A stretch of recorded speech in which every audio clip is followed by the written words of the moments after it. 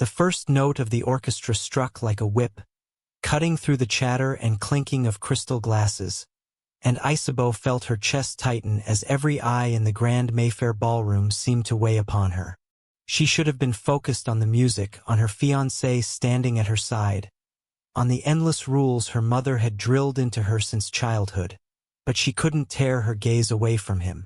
Across the room, framed by the glittering candlelight, stood a man whose presence seemed to bend the air itself.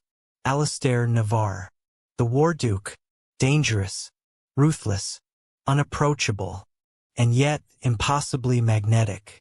Their eyes met, and the world shrank to a single point of tension. Her heartbeat thundered in her ears, a frantic drum she could not control.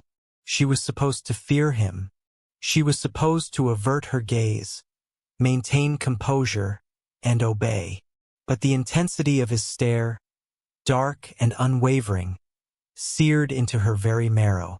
Who is this man who makes my pulse race when I should be trembling in fear?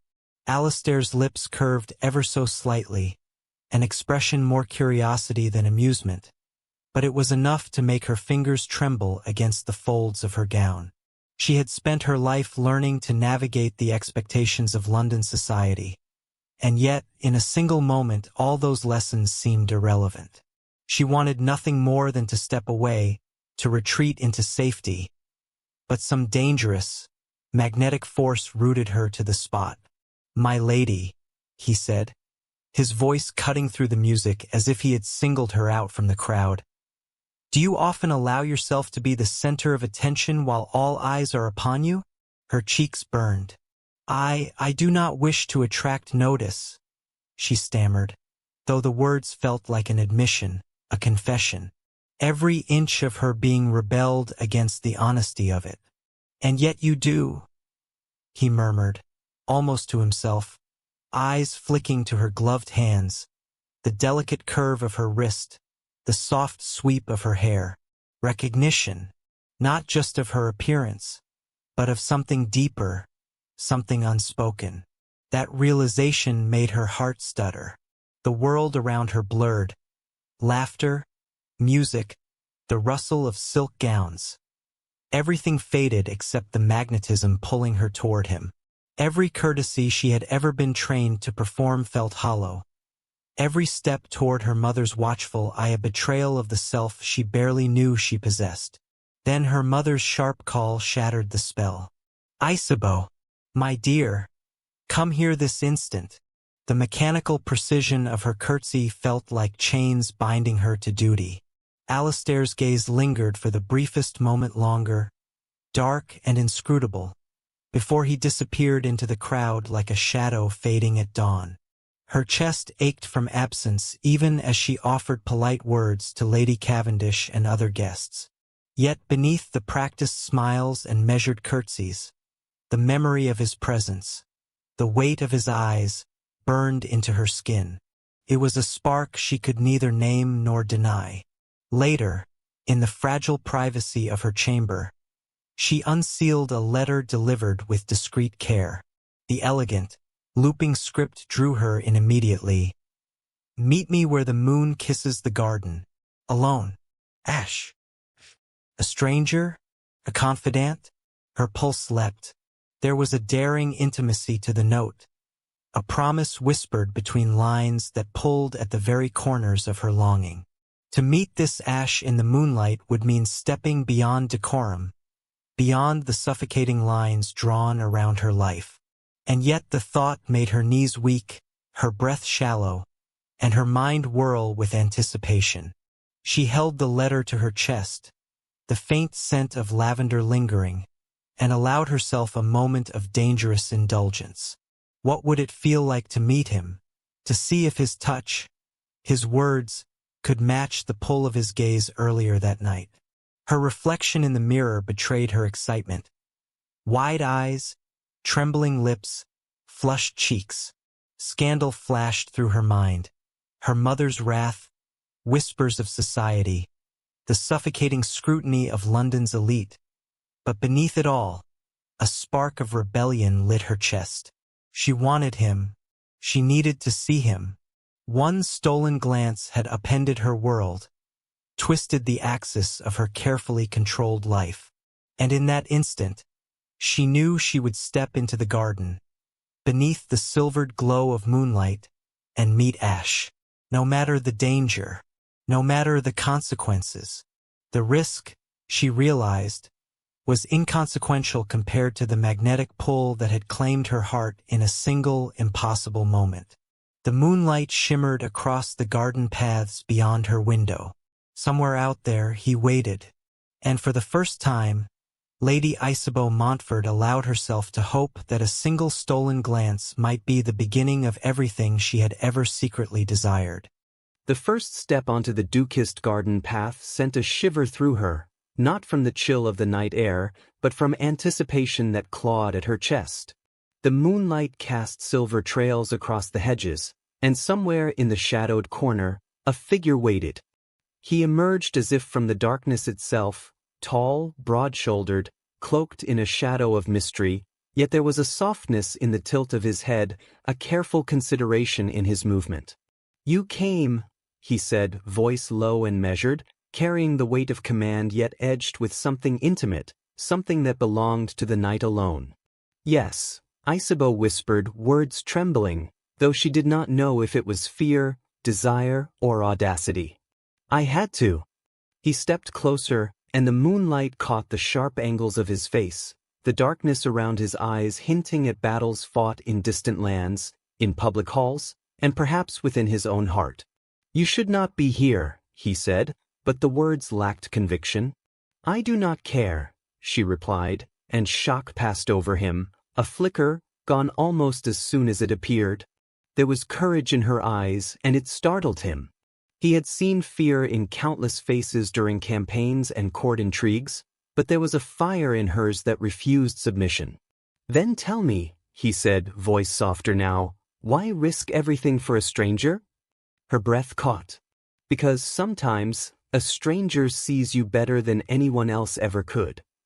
The words were reckless, even to herself. And yet they were true. Ash, this unknown correspondent who had captivated her thoughts, written words that made her pulse race, revealed truths she could not speak aloud, stood before her, and for the first time, she felt understood. A rustle of leaves made her heart leap. She glanced around, half expecting a servant or her mother's spies. But the garden was empty. Just them. Just this stolen night.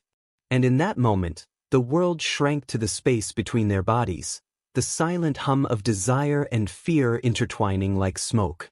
He extended a gloved hand. "You trust easily for someone so young." "I have never trusted anyone like this," she admitted. "Never felt safe enough to tell the truth." Her words trembled, raw and unpolished, and she felt the vulnerability of confessing to someone she barely knew, or perhaps someone she had known only through ink and paper. He did not touch her, not yet. Instead, he studied her, as if memorizing every flutter of her lashes, every quiver of her lips. "Then allow me to see you as you are. Not the lady society expects, not the fiancé, but you." Her heart pounded in her chest. This invitation to authenticity was intoxicating. And yet fear lingered, gnawing at the edges of her courage. What if someone saw them here? What if this act of defiance destroyed her reputation, her life, her carefully measured future? But desire drowned out reason. The pull of connection, of being seen, was stronger than all caution. "I will," she breathed. And she did not hesitate, stepping closer, closing the space between them just enough to feel the warmth radiating from him, the unspoken power in his presence. "Tell me," he prompted, "what you wish you could change." His voice was not commanding now, but coaxing, a whisper meant only for her ears. Her lips parted, thoughts tumbling out. "I am promised to a man I do not love. I have lived my life performing, obeying, hiding who I am, and yet I dream of something more. Freedom.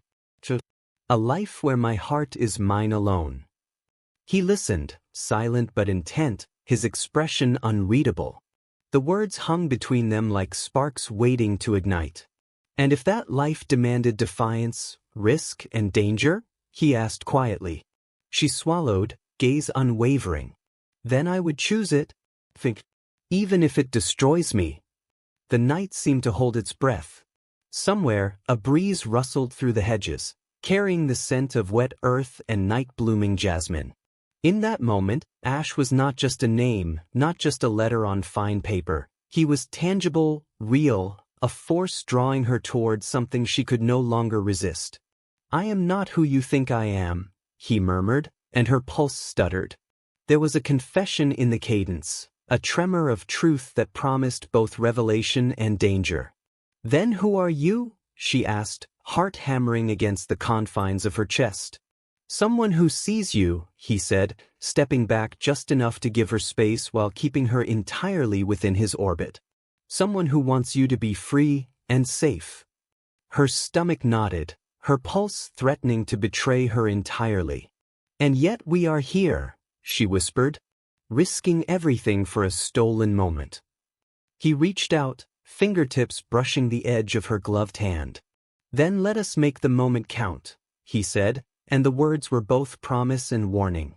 Under the silvered moonlight, amid the shadows and the scent of blooms, Lady Isabeau Montfort understood that she had crossed an invisible line. There was no turning back. And in that stolen encounter, a dangerous, intoxicating bond began to weave itself around their hearts, unbreakable even in the face of society's unforgiving gaze. The letter trembled in her hand as she read the words for the third time, each curve of ink burning into her mind. "Meet me at the gallery tomorrow at dusk. Alone. Ash." Her pulse hammered against her ribs like a frantic drum, and yet the thrill coursing through her veins drowned out every shred of doubt. If her mother ever discovered the correspondence, scandal would follow like a shadow.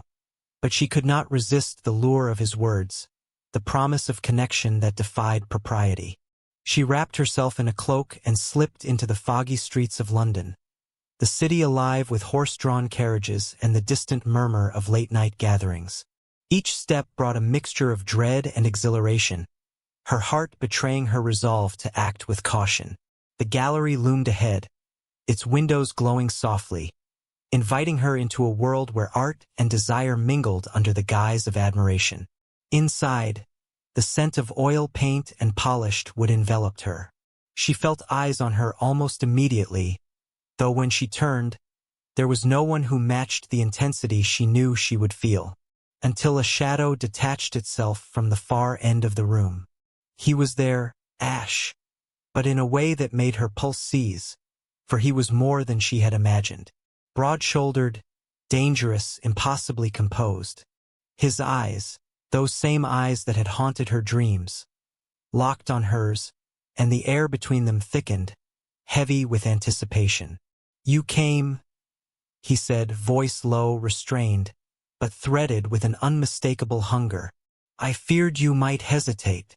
"I had to," she whispered, trying to steady her trembling hands. "Every day without these letters. It feels like I am forgetting who I am." He moved closer, slow, deliberate, each step a calculated dance that drew her in like a tide.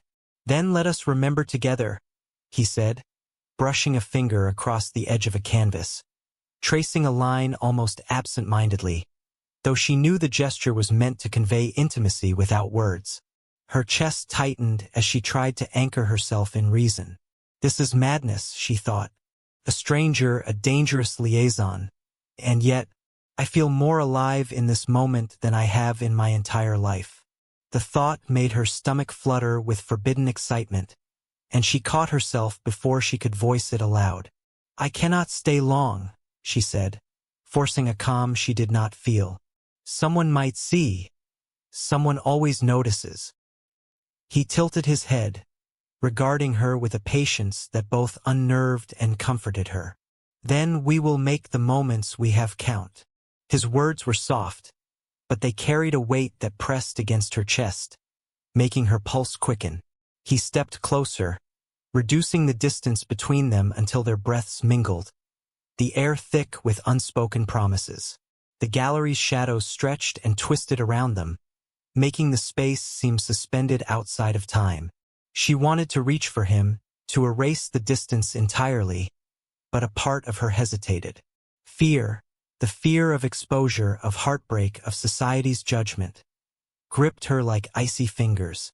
Yet when he smiled, that dangerous, knowing smile, she felt every restraint crumble. "You write beautifully," he murmured, his voice brushing against her ear. "I know your thoughts before you reveal them to the world. And yet, I want to hear them spoken, just for me." Her lips parted, and the truth slipped out before she could stop it. "I have never felt so seen, so understood, by anyone." The confession left her raw, exposed, and trembling. He reached for her hand, the touch gentle, electrifying, and utterly intoxicating. "Then I will see you," he whispered, "in every word, in every glance, until the world forgets we are here at all."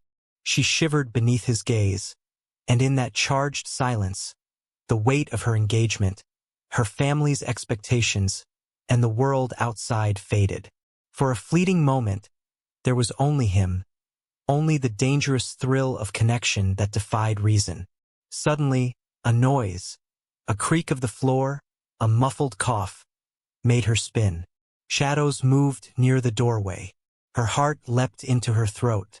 "Someone's," she began, but he silenced her with a finger to her lips. "Not yet," he said. "We cannot afford to be discovered. But soon, soon, everything will change." Her stomach twisted with equal parts fear and exhilaration. "Everything will change." The words resonated like a drumbeat in her chest. And as they lingered in the gallery, the flickering candlelight catching the edges of his face, she realized the truth. She had crossed an invisible boundary, one that could not be uncrossed. Ash, or the man behind the letters, had ensnared her heart, and there was no turning back. Each secret smile, each stolen word, each brush of fingertips was a risk she could not resist. And as the gallery door whispered shut behind her, sealing them in their clandestine moment, Isabeau Montfort knew that her life, her choices, and her heart were no longer entirely her own. The thrill of danger, the pull of forbidden love, and the intoxicating promise of being truly seen pressed upon her like a storm gathering at sea. And in that storm, she surrendered to the impossible, undeniable connection that would change everything. The carriage skidded on the slick cobblestones, and Isabeau's gloved hands clenched the edge of the seat as the wind whipped her hair across her face. Lightning split the sky, illuminating the towering walls of Ravensshire Hall, and for a heartbeat, she imagined the storm outside mirrored the turmoil in her heart. She had come to meet Ash, her secret, her confession, her danger. But fear clawed at her with every rattling turn of the wheels. What if this is the moment I ruin everything? She arrived at the estate under the guise of a casual visit, the servants greeting her with polite indifference, their gazes hiding curiosity and whispers she would never hear. She slipped into the garden conservatory, damp with rain and thick with the scent of wet roses, and found him waiting. Ash, his coat still glistening with raindrops, eyes dark and intent, seemed almost carved from shadow and desire. "You're late," he said, his voice low but sharp, slicing through the storm's echo. "I had to be careful," she replied, her voice trembling despite her attempt at composure. Someone might notice?" he interrupted, stepping closer. "Let them. They do not matter here." His eyes held hers, unwavering, and she felt the pull of a gravity she could not resist.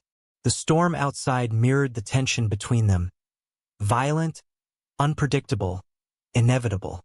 Lightning flashed again, illuminating the lines of his face, the curve of his jaw, the storm raging in his gaze. She wanted to reach out, to bridge the distance, but years of obedience and fear rooted her to the floor. Yet he closed the space between them with a fluid motion, his hand brushing hers, sending a current of heat straight through her chest. "You write as if you bleed onto the paper," he murmured, reading her expression as though he could decipher her very soul. "Every word you hide, Every secret you confess.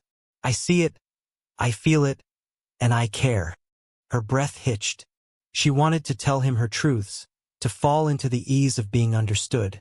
Yet the reality of her engagement, her mother's control, and the ever-watchful eyes of London society made the act feel dangerously reckless.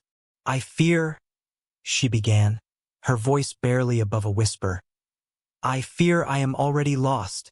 You are not lost, he said, his thumb brushing the back of her hand. You are here. You are present. And for this moment you are yours, not theirs. Not anyone else's. The words settled over her, intoxicating and terrifying all at once. She could feel the danger of it, the scandal that would follow if they were discovered. But in his presence, the world outside the conservatory ceased to exist. Time slowed. The rain outside became background music to their shared heartbeat. Suddenly, the conservatory doors creaked, and both of them froze. Shadows shifted in the dim light. Someone had entered. Lady Beatrice Cavendish, sharp-eyed and malicious, stepped into the threshold, her lips curling into a triumphant smile. Well, well, she said, voice dripping with poison. What a surprise to find our shy Miss Montfort in the company of a footman. Isabeau's pulse skyrocketed. Footman? She breathed, panic rising as she glanced at Ash, whose calm, commanding presence faltered for the briefest of moments. Beatrice advanced, her gaze piercing, accusatory. Do you think you can hide behind letters and masks? London will hear of this scandal soon enough. And I intend to ensure it spreads. Ash's expression darkened, his lips pressing into a firm line. He stepped in front of Isabeau, a shield of authority and danger. She is under my protection, he said, the weight of his words leaving no room for argument. And your schemes will not touch her. Beatrice laughed softly, coldly, dismissive of his threat. Protection? From whom? You? Do you know who you play with, Duke? It hit Isabeau like ice. He was the Duke. The letters, the charm, the careful anonymity. All of it fell into place. Her stomach dropped. You, she stammered, eyes wide, realizing the truth she had avoided even in her own heart. Yes, he admitted, voice low and steady, yet with a hint of triumph. I am Ash, and I am not the man you were meant to marry, but the one who has seen your heart, the one who will fight for it. Her head spun. Betrayal, relief, desire, all tangled into a storm within her chest. The moment demanded a choice. Recoil into obedience or step fully into the perilous, intoxicating freedom he offered. As the thunder rolled above, and Beatrice's laughter echoed off the glass walls, Isabeau felt it. The undeniable, consuming pull of a love that dared defy every rule, every expectation, every fear she had ever known. The storm raged around them, but the fire between them burned hotter, brighter, unstoppable. And for the first time, she understood what she truly desired. Not safety, not duty, but the dangerous, breathtaking chance to be wholly, unapologetically alive. The glass shattered before her eyes, sending splinters skittering across the polished floor, and Isabeau stumbled back, her heart hammering as though it would burst from her chest. The letter she had just read trembled in her fingers, the ink smudged from her tears. Lady Beatrice had spread it. Every secret confession, every intimate word between her and Ash across the city.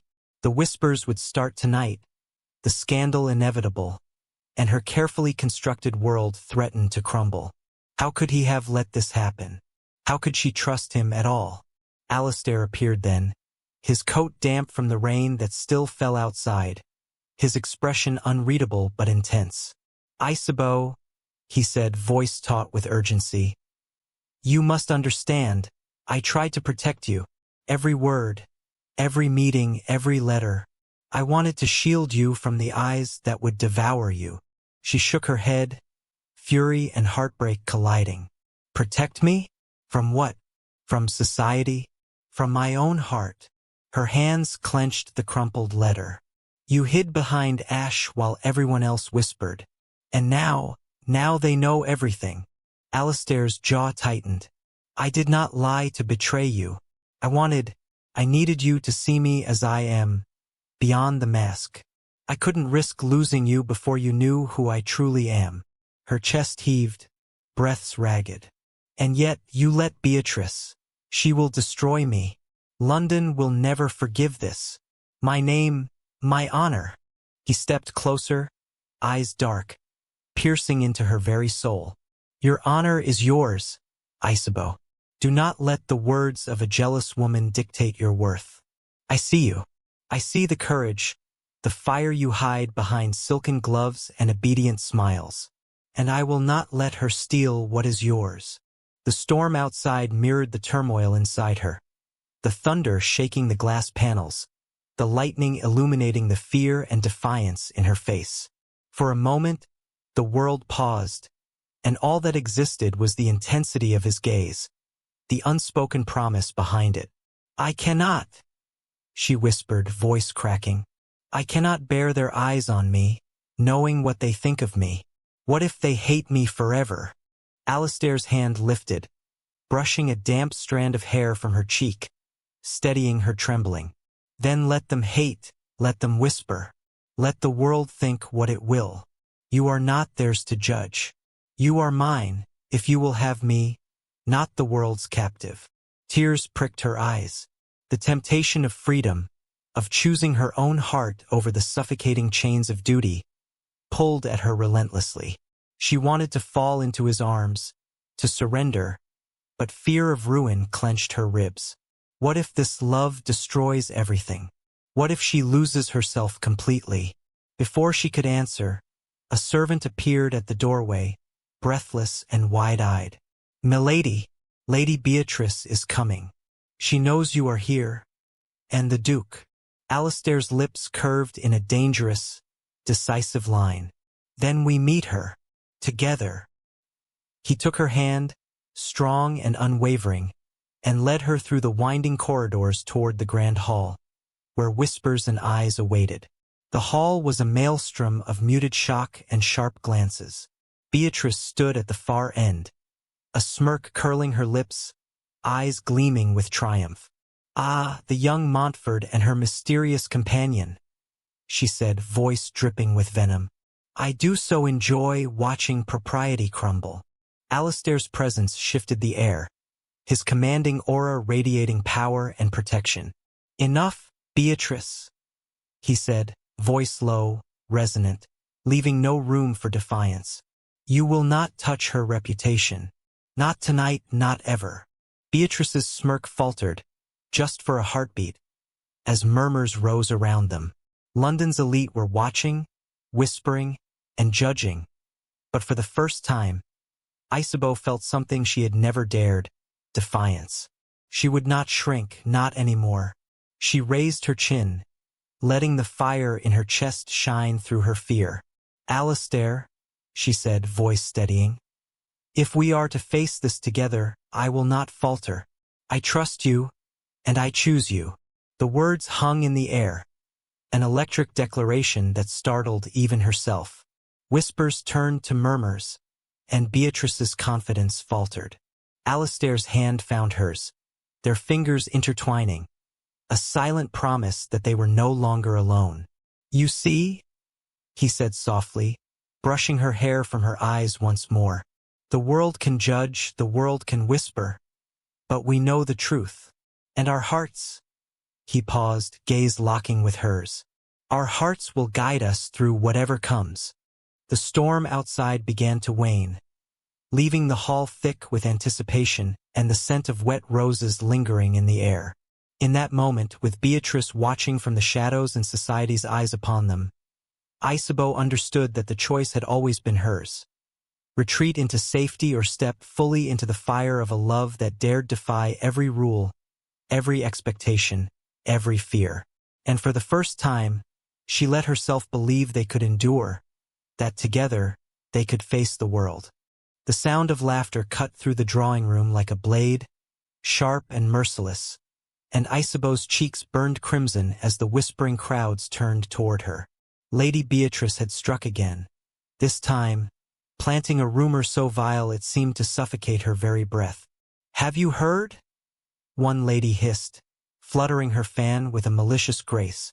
"They say Lady Isabeau has been meeting with the footman night after night, while the Duke himself is away." Isabeau's fingers trembled as she clutched the edge of the chaise, her heart hammering in a rhythm of panic. Footman? Ash! How could anyone twist his kindness, his words, into this grotesque lie? Every I felt like a dagger, every whisper a public execution of her reputation. She turned, searching desperately for Alistair, but he was nowhere to be seen. The thought that he might stand silently by, allowing her to bear this alone, twisted like a knife in her chest. Does he care? Does he even know how this will destroy me? In the solitude of her room later, she sank onto the velvet chaise, pressing her hands to her face. Tears spilled unchecked, hot and stinging. I have tried to be obedient, to follow every rule, and yet this humiliation is beyond endurance. The walls seem to close in, suffocating her with the weight of expectation, rumor, and shame. Alistair's voice came then, soft, careful, as if threading through a minefield. "Isabeau?" She looked up, startled, and he stood in the doorway, eyes dark with both pain and restraint. "I cannot let you bear this alone any longer." Her lips trembled. "But you knew it would happen. Every word, every letter, every secret. You let Beatrice twist it. How could you?" "I did not," he interrupted, stepping closer, his presence like iron against her fragility. "I hid my identity because I wanted you safe. I believed that protecting you meant keeping you shielded, away from gossip, from scandal. And yet, despite my care, she found a way to strike." Isabeau's chest heaved, caught between fury and despair. "Safe," she whispered, disbelief slicing through her. "Alistair, every eye in London judges me. They will never forgive me now. I am ruined." He knelt beside her, taking her hands gently in his own. "No, not ruined. Misunderstood, yes. But you are not what they say. You are brave, clever, more than they will ever see. And I will see you. Always." The tears stung anew, but this time a spark of something else, hope, ignited beneath the surface of her terror. "How can I trust you?" she demanded, voice shaking. "How can I trust anyone when my own heart is tangled in lies and half-truths?" Alistair's gaze bore into hers, unflinching. "Because my heart is yours, Isabeau. Every beat belongs to you, even when the world threatens to take it away. And I will not fail you again. We will face this together." She wanted to believe him, but fear clung like a shadow. Together, or will I fall alone, while he hides behind courage I cannot see? Her hands trembled in his, and she felt the enormity of choice pressing down. To forgive, to trust, to surrender to the love that dared exist in a world set against her. Outside, a carriage will clattered over cobblestones, a reminder that the world outside her room would not wait for her hesitation. Society would not pause. Whispers and judgments would continue, unyielding and merciless. She drew a shaky breath. "If I let fear rule, I will be caged forever. But if I step forward," her resolve hardened. "Then show me," she said, voice low but firm. "Show me that your heart is mine, and that this shame, this fear, cannot touch what we have." Alistair's hand lifted, brushing a tear from her cheek, gentle and grounding. "I will. I swear it.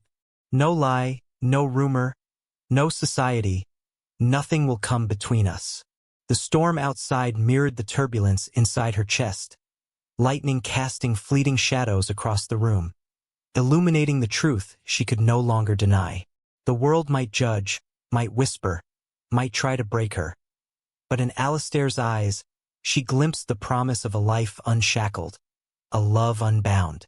And in that moment, trembling, defiant, yet unbroken, she understood. Despair had touched her, but she would rise.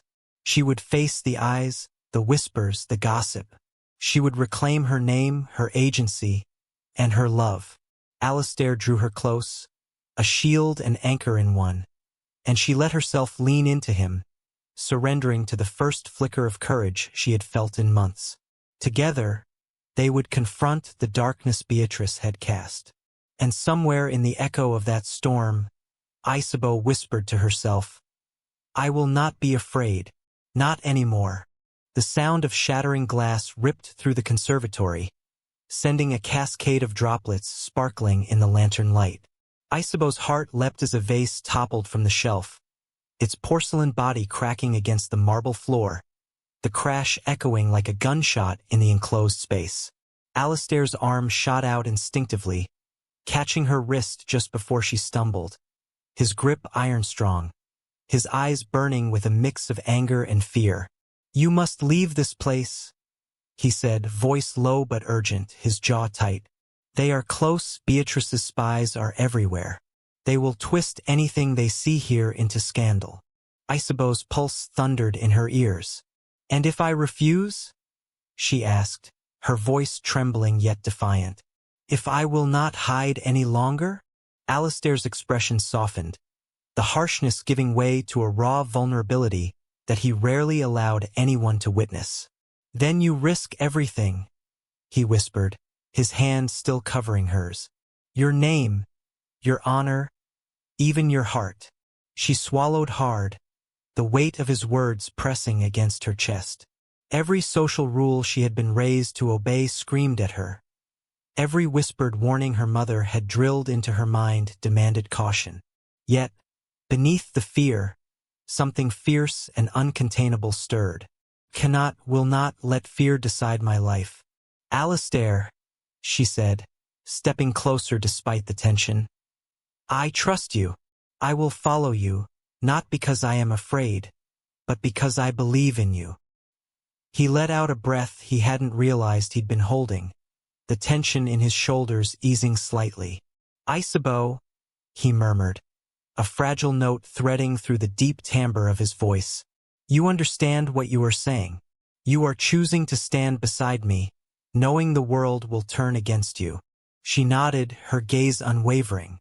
"Yes, I choose you. Always." The storm outside mirrored the turbulence within the conservatory. Rain hammered against the glass panes, wind rattled the frame, and lightning split the sky in brilliant, fleeting flashes. Each strike seemed to ignite something in them both, illuminating the unspoken truths that had been simmering beneath layers of etiquette and disguise. Alistair's hand moved to her cheek, gentle but possessive, as though grounding them both in the reality of the moment. "Then I will no longer hide from you, Isabeau," he said, his voice breaking slightly. "No more masks, no more secrets.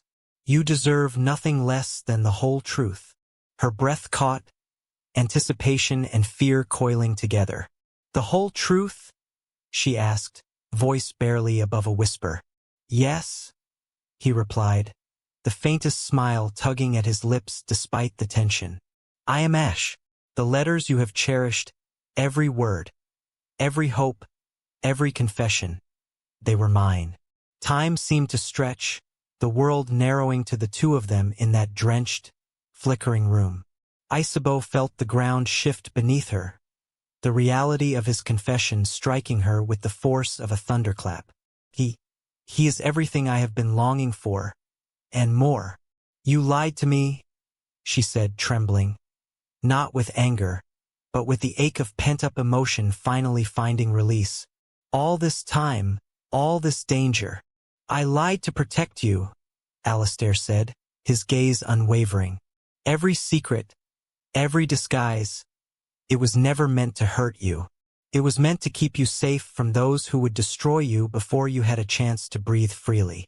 Her chest ached with the intensity of it all, anger, relief, desire, fear, all coalescing into a dizzying storm. "And Beatrice?" she asked, suddenly remembering the scheming presence that had made her life unbearable.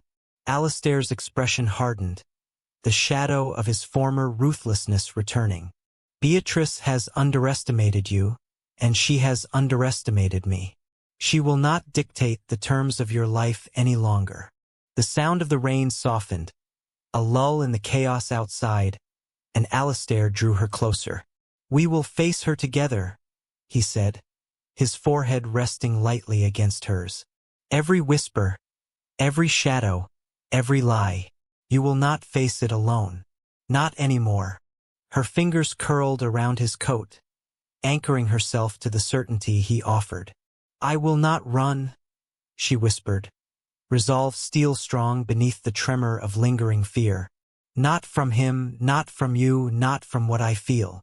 Alistair tilted her chin gently, forcing her eyes to meet his, and in that gaze, she saw the unwavering promise of devotion, the fierce declaration of love that had been simmering beneath his stoic exterior. Then we begin, he said, voice low and commanding, by reclaiming everything they think they can take from you. Her lips quivered, a mixture of tears and laughter threatening to spill, as she stepped into his embrace. Then we fight, she said, finally letting herself lean into him completely. We fight for truth, for love, for us.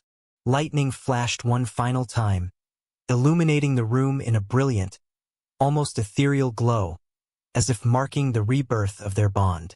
In that moment, every fear, every doubt, every shadow that had lingered between them melted away beneath the force of their shared courage. Alistair pressed a lingering kiss to her temple, whispered against the curve of her neck, together, always. And for the first time in what felt like a lifetime, Isabeau believed it.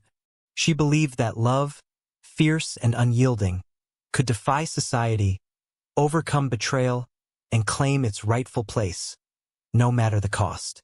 Outside, the world raged with whispers and judgment, but inside the conservatory, they were untouchable. Here, amid the storm, they were free, and in that freedom they found the courage to step forward, not as Ash and a frightened girl, not as Duke and obedient ward, but as two hearts unwilling to surrender to fear. With every heartbeat synchronized in silent defiance, Alistair and Isabeau knew this. Nothing, not even London society or Lady Beatrice's venom, could sever what had been forged in truth, passion, and unshakable trust. The ballroom erupted in gasps as Alistair Navarre stepped forward, removing his mask with a deliberate flourish, revealing eyes that burned with both command and vulnerability. Candles flickered against the gold-trimmed walls, throwing shards of light across the crowd as every whisper froze midair. Lady Beatrice's face blanched, her calculated composure cracking for the first time, while every nobleman and lady in attendance turned toward him, curiosity and scandal mingling like electric fire. I have spoken enough in whispers, Alistair declared, his voice resonating through the marble hall. And now I speak for truth.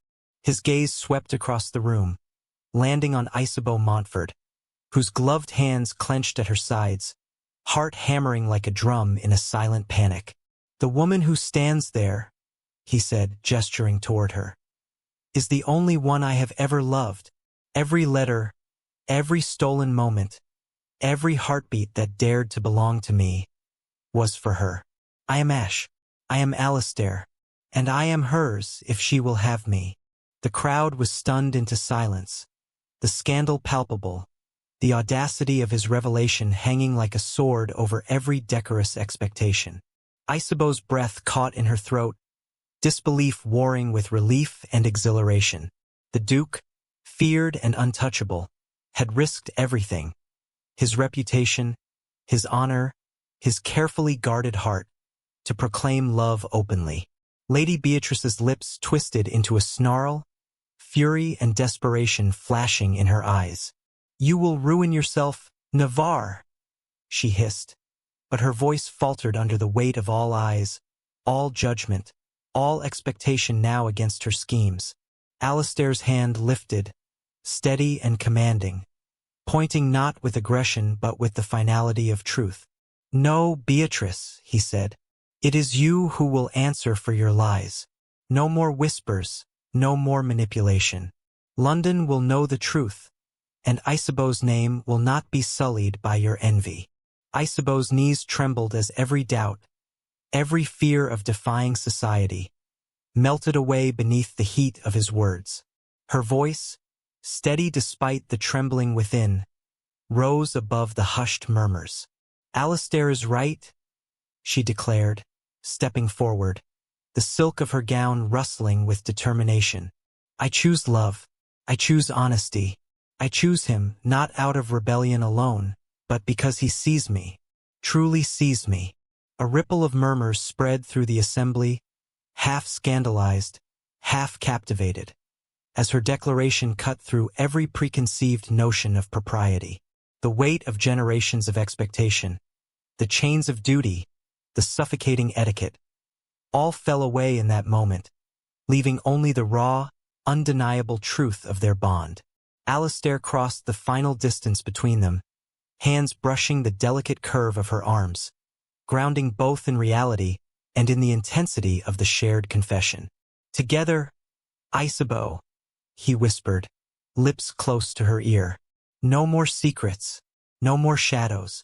The world may watch, may judge, may even condemn, but we stand unbroken." Her fingers threaded through his, their grip a silent vow stronger than any spoken word. "Unbroken?" she repeated, letting the sound anchor her, letting it echo in the walls of the grand hall, in the corridors of their hearts, in the society that could barely fathom such audacity. Lady Beatrice, realizing her power had evaporated, turned on her heel, fury and humiliation warring on her face. Alistair did not flinch. Instead, he allowed the moment to seal itself in the minds of every onlooker. The truth had a resonance far greater than fear and love. A force neither decorum nor envy could contain, had claimed its victory. Music, once paused by the shock, began to swell again, but this time with a richer, more triumphant tone. Alistair led Isabeau to the center of the room, and with a smile that combined triumph, tenderness, and devotion, he whispered, "May I have this dance, my lady?" In defiance of all the world. She nodded, her heart full, eyes shining, and together they moved as if the ballroom itself had been transformed into a private stage for their union. Every glance between them spoke of passion, trust, and the culmination of long-hidden longing. The Duke's hand at her back, the warmth of his chest against hers, the sweep of silk and candlelight, they were untouchable in that moment. Whispers still swirled, but their hearts were deaf to judgment, attuned only to the resonance of one another.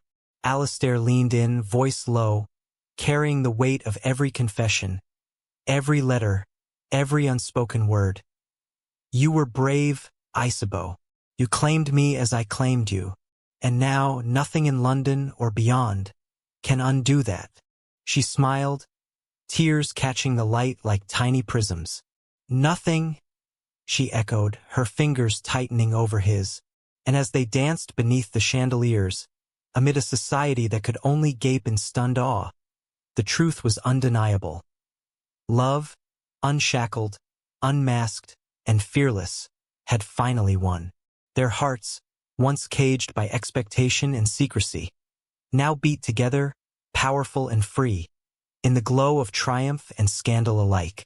The chapel doors swung open, sunlight streaming in to strike the marble aisle in gold, and Lady Isabeau Montfort froze in the doorway, heart hammering so violently she feared it might betray her courage.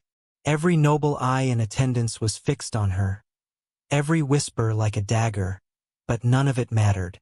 She had crossed oceans of fear, scaled mountains of expectation, and now stood at the precipice of her own daring choice. Alistair Navarre, dressed in ceremonial black, stood at the altar, his stoic composure faltering only when his gaze found hers. His jaw tightened, yet his eyes, the stormy, intense eyes she had come to know so intimately, softened as they locked with hers. For a moment, the world fell away.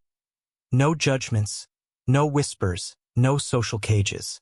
Only the truth of what they had survived together and the promise of what they would build. The organ swelled, a deep, resonant hymn that vibrated through the polished floors, echoing in the rafters like a heartbeat. Isabeau's palms were clammy, the delicate lace of her gloves almost impossibly tight around her fingers. She had rehearsed every step, every curtsy, every word.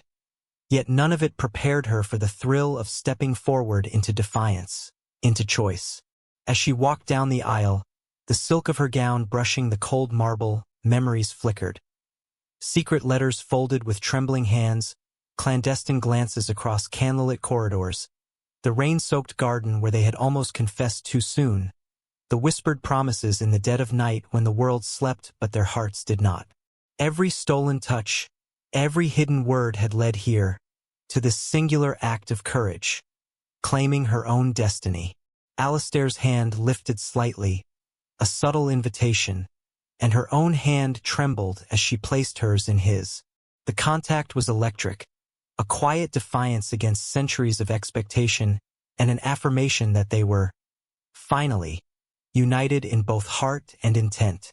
The officiant cleared his throat, a gentle reminder of ceremony and ritual, but the words seemed distant compared to the symphony of emotions coursing through her.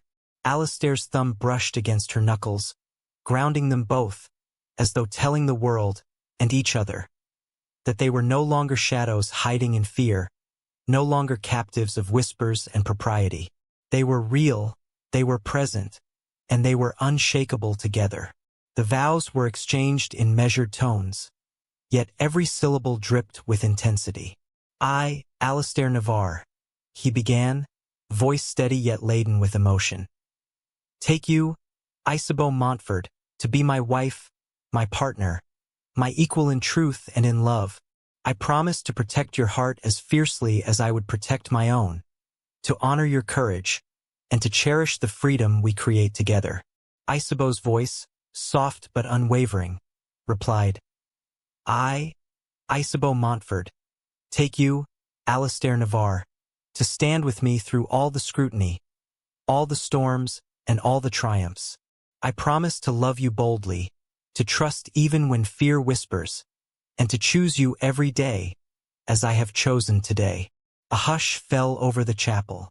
Even Lady Beatrice, seated at the edge of the congregation, seemed momentarily paralyzed, her carefully constructed world crumbling in the face of undeniable authenticity. Alistair's eyes flicked briefly toward her, a mixture of vindication and quiet disdain, before returning to the only person who truly mattered. As the rings were exchanged, Isabeau felt the final tether of fear dissolve.